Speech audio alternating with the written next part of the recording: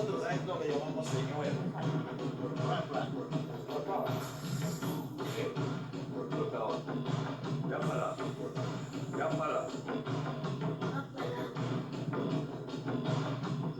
Rocky. Rapala. Ya, fish. Good.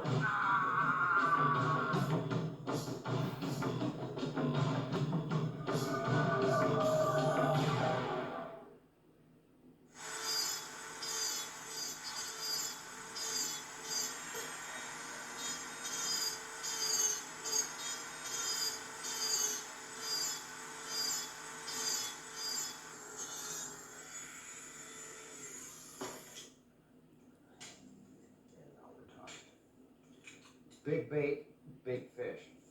Speaking of big fish, I've spent the last 10 years of my life traveling all over the world just hunting for big fish. And you know what? I bumped into quite a few of them, and a disproportionate number of them were caught on Rapalas.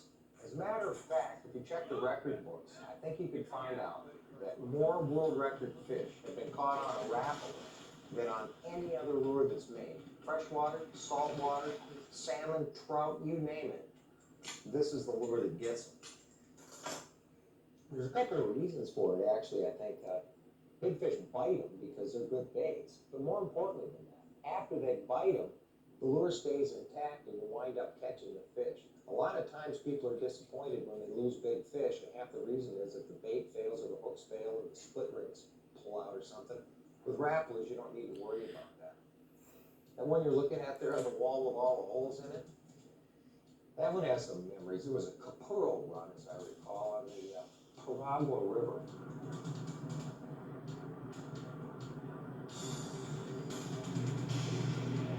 Strategically located at Uramas Falls on the Paragua River, deep in the jungles of Venezuela, this is probably the best spot on Earth to catch jumbo payara. The cauldrons below these rapids are amazingly deep, 85 to 120 feet, which explains why this spot is so significant in the otherwise relatively shallow river. The reason the payara are here now is to eat a small bait fish called a capurro, which is making a spawning run. The fast water serves as a natural barrier, and the payara take advantage of the swift, turbulent current and slaughter these defenseless capurro by the thousands. I'm hoping they're going to like my blaze launch raffle.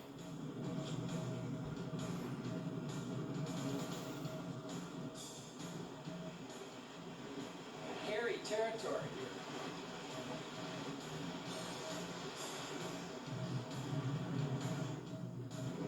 Fish, fish. Look at that.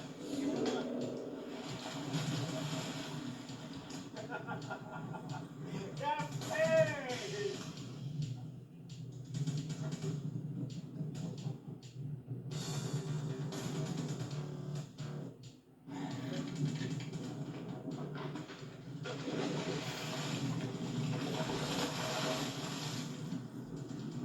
Woo.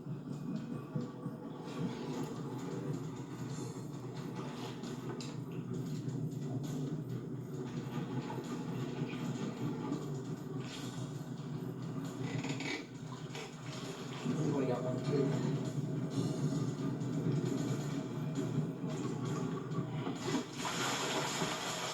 Stay in there, we'll just stay busy.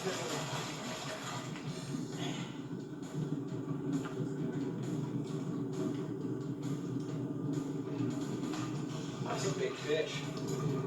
Check it out! Whoa!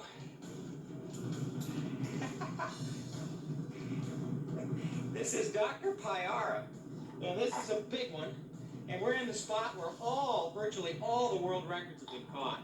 This guy lost a tooth in the battle, but not to worry. His mouth is like a Swiss Army knife. He's got spares. Check this out. Wow! That's all you needed right there. That is great.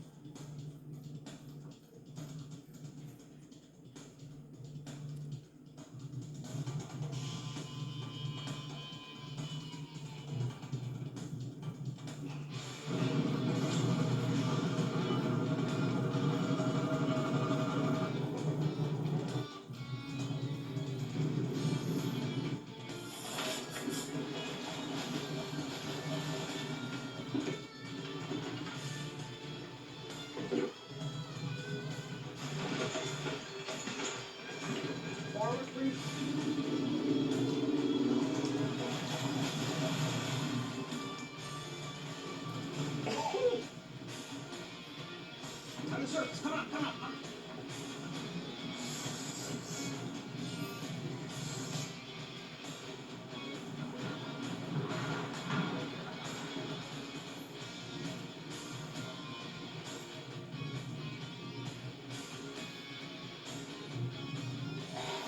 You know, that's where it's getting to be respectable. Good looking fish. That other little fellow that's just next to him, that fire tiger jobby with the plastic lip. First time I fished the Pasamoni River in Venezuela. I asked the guy, "Where's the biggest peacock bass you've ever seen in the river?" He said, "Well, it's up here." And he says, "But it won't bite." We pop up there, throw a few topwater lures. I get it to come on and boil. Sneak that Rapala. It's actually a saltwater Magnum floating version. I think it's about a 13 centimeter. Snuck that out of my box, got parallel to shore, actually flipped it into the brush, twitched it 3 times. Had a 43-inch peacock eater. It really looked like. Reverse! Come on, quick! Grande, muy grande.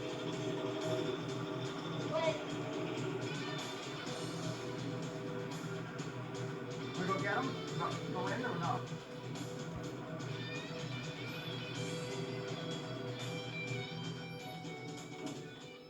You're not going to believe this thing when I pull it out of the water.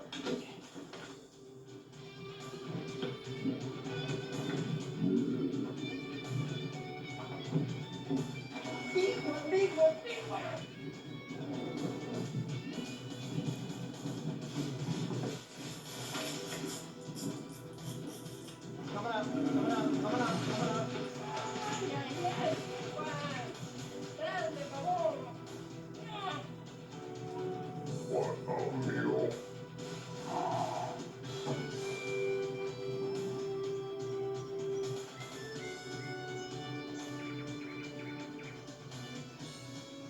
Okay, Buster, here we come. There's what a really big boy looks like. I almost didn't catch that peacock bass. You see that other little lure hanging there just to the right of him, the one with the metal bill? Well, that's got some fond memories too. Fishing with it one day on the I guess it was in the middle of the Zambezi River, actually about 4 miles below the mouth of the Kafui. I was chunking that lure, dirty water, and I caught the biggest tiger fish I'd ever caught, and the biggest tiger that they'd ever seen in that part of the river. The lower Zambezi is so full of shallow sandbars, it's almost impossible to navigate during early morning or late afternoon. In order to extend our fishing time, we plotted the channel yesterday on our GPS during good light conditions, and now we're following the path. The only problems are avoiding the hippos and the influx of dirty water and vegetation caused by the hydro dam upstream. Grant's just taken to my favorite bank to look at the color of it. It's just filthy. The goop you can see in the waters come from a hydro dam. I put on a big bright CD mag Rapala. It can increase our odds in this dirty water, but I don't think we're going to be able to catch any fish in this condition. Noticing clearer water on the sand flat immediately adjacent to the deep, dirty clay cut, I decided to make a couple of casts behind a sand break in the event the tigers may have shifted here to take advantage of the better visibility. He's coming at me really fast. He's on a piece of wood. Whoa!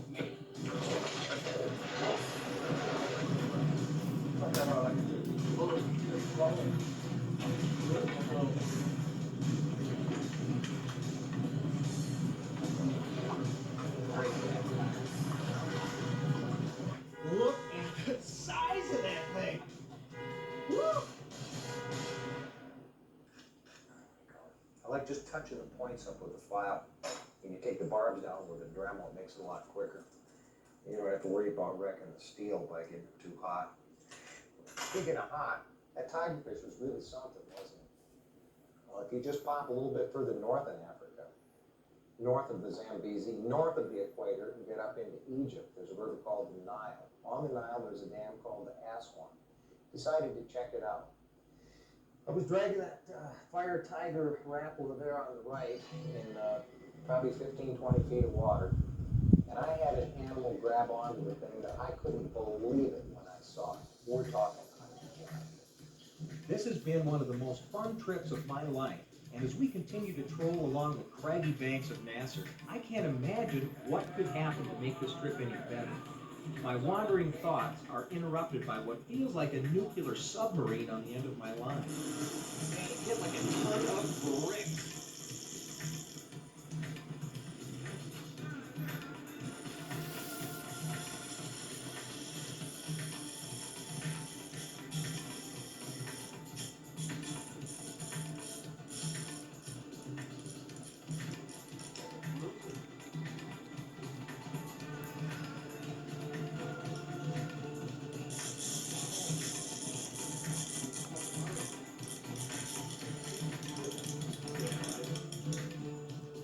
Boy. All the way down to the bottom, I felt the line go. It's coming up.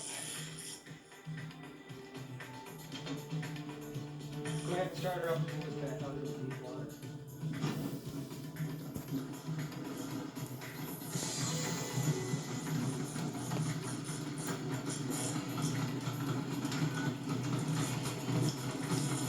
I feel like it's just coming up.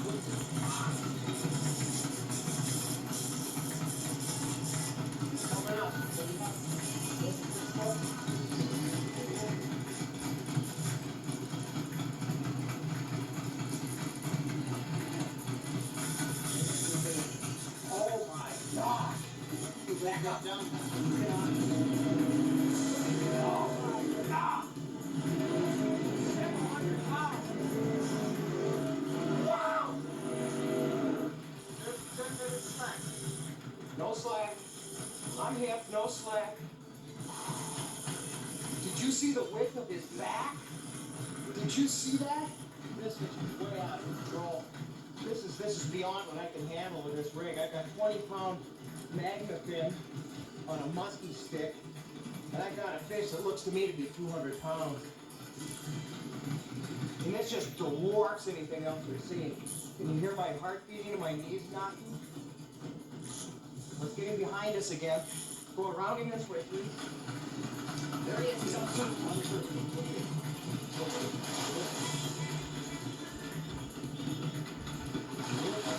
whale. Oh, man.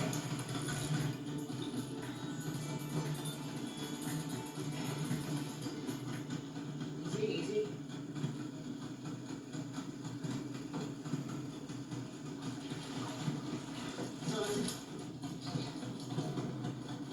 Quick, another gap. Put a gap hole in him. Okay,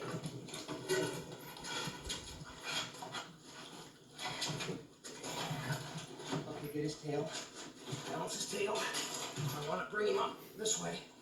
Okay. There we go. On his tail, Tim. Get his tail. Let me up his tail. I'm gonna do a squat. Here we go. Huh, up, yeah. Now that is a big boy. All right, let's put it back in the water. Catching fish isn't really that difficult. You need some luck, you need to go where they live, and you need to put something in front of them that they want to eat. If the world record book means anything, odds are the thing they want to eat is some kind of